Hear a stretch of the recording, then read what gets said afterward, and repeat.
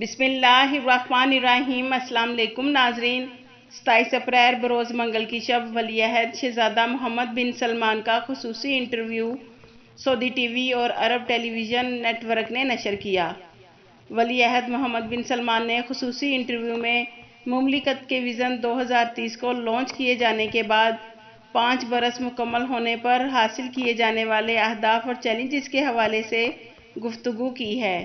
ناظرین، سعودی ولی عہد نے وژن 2030 کے 5 سال گزرنے کی مناسبت سے انٹرویو میں اہم نکات بیان کیے ہیں۔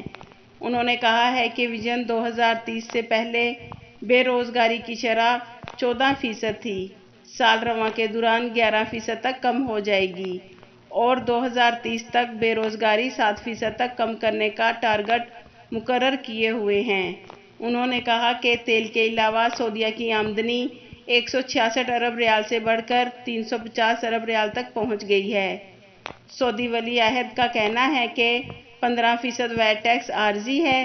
ویٹ ٹیکس اس بات کی علامت ہے کہ سرکاری سبسڈی ایسے افراد کی جیبوں میں نہ جائے جو اس کے مستحق نہیں ہیں۔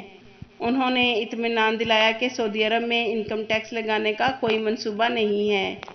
ولی عہد کا کہنا تھا کہ 2020 کے دوران ہم نے بہت سارے ریکارڈ توڑے اور اب ہم زیادہ بڑی کامیابیاں حاصل کرنے کے لیے آگے بڑھ رہے ہیں۔ شہزادہ محمد بن سلمان کا کہنا تھا کہ ارامکو کے کچھ شیئرز 2021 یا آئندہ 2 برسوں کے درمیان غیر ملکی سرمایہ کاروں کو فروخت کیے جائیں گے۔ انہوں نے مزید کہا کہ کورونا وبا سے قبل بے روزگاری کی شرح کے حوالے سے ہم دنیا کے بہتر ممالک میں سے تھے۔